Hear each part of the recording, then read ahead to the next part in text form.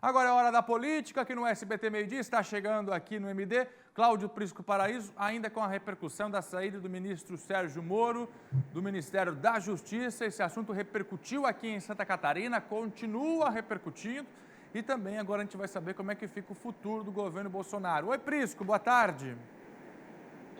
Muito boa tarde, Fernando, boa tarde a todos.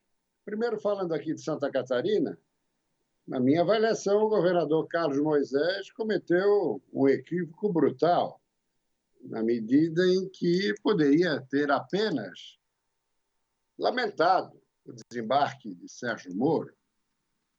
Foi uma perda para o governo e para o país, como bem fez o senador Esperidião Amin. Mas não, tanto Moisés quanto Daniela Rainer, governador e vice, meio que se incorporaram.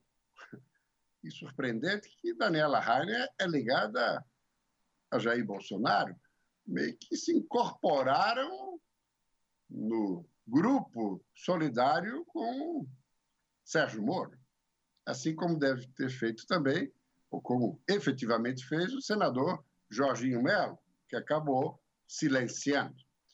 De modo que, na minha avaliação, um equívoco na medida em que o governo federal é fundamental para qualquer governo estadual.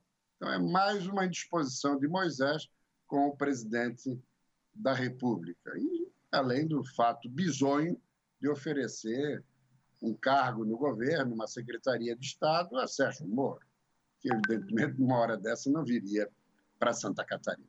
Mas vamos agora fazer uma apreciação mais global sobre essa queda de braço entre o presidente e o ex-ministro da Justiça.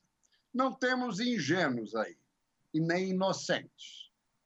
Os dois vão sair menor ou menores do que entraram nesse enfrentamento. Essa que é a grande verdade. Um vai, seguramente, acumular um desgaste maior que o outro. Mas os dois saíram arranhados, chamuscados, sem dúvida nenhuma. Vejamos Sérgio Moro, né, que era o baluarte da credibilidade no Brasil, até pelo belíssimo trabalho realizado frente à Operação Lava Jato. Mas cometeu uma série de indelicadezas e uma série de incongruências, e talvez até crimes. E olha, estamos falando de um magistrado, juiz federal de 22 anos, que pilotou a maior operação de combate à corrupção no país, a Lava Jato. Vamos lá. Primeiro, não foi se despedir do presidente. Uma indelicadeza total, falta de liturgia para o cargo. O presidente estava lhe aguardando às 9 horas e ele, ainda no exercício do Ministério da Justiça, em suas dependências, deu uma coletiva que mais foi uma delação premiada, acusando o presidente em várias frentes. Ou seja, isso é absolutamente inaceitável. Pois muito bem, várias foram as declarações de Sérgio Moro, ao longo do tempo, desses 16 meses, dizendo que o presidente não interferia no trabalho da Polícia Federal. Então passou a interferir só agora? Ou estava dissimulando, estava fazendo teatro, o ex-magistrado? E se estava fazendo teatro, estava tendo interferência. E ele não a denunciou? Como ministro da Justiça e ex-magistrado? Isso é crime de prevaricação. É algo grave, ainda mais tratando-se de alguém que militou na magistratura. Que é isso? Outra questão. À noite começou a vazar trechos de conversas suas, não só com o presidente da República, mas com parlamentares e outras pessoas, conversas privadas, visando com isso desestabilizar o governo a partir dessa divulgação. Algo inconcebível, inaceitável, triste, lastimável, lamentável o comportamento de Sérgio Moro. Vamos agora para Jair Bolsonaro. Ora, a partir do momento em que Moro alega de que o presidente queria interferir nas investigações da Polícia Federal, inclusive no inquérito aberto pelo Supremo Tribunal Federal, para investigar e verificar os responsáveis pela montagem de um esquema de fake news no Brasil, bancado por empresários e, pelo visto, coordenado por Carlos Bolsonaro, nesse momento, o que teria que fazer o presidente? Escolher um delegado federal da Polícia Federal em atividade isento. Não. Convidou quem? Alexandre Ramagem, íntimo de Carlos Bolsonaro, a quem ele, como presidente da PF, caberá, o diretor-geral, caberá investigar. Como assim? E era o atual responsável pela ABIN, Agência de Inteligência, e coordenou a segurança do presidente após o atentado de 2018 em Minas Gerais. E para o Ministério da Justiça, quem ele convida?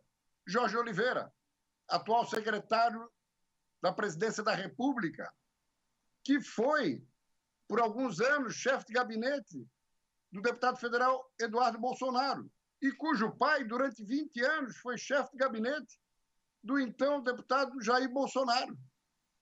Ou seja, são todas figuras ligadas às famílias, à família, a ele próprio Bolsonaro ou aos filhos. Ora, quem ele teria que colocar no Ministério da Justiça?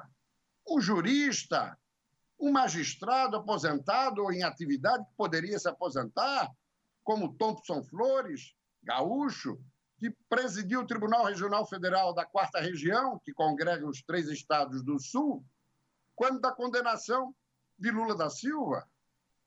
Aliás, TRF hoje pilotado pelo catarinense Vitor dos Santos Laus. Ou mesmo o ex-presidente do Tribunal de Justiça, Ivan Sartori, do TJ de São Paulo, já aposentado. Ou seja, para resumir a questão, nós estamos vendo aí uma série de equívocos, de procedimentos equivocados.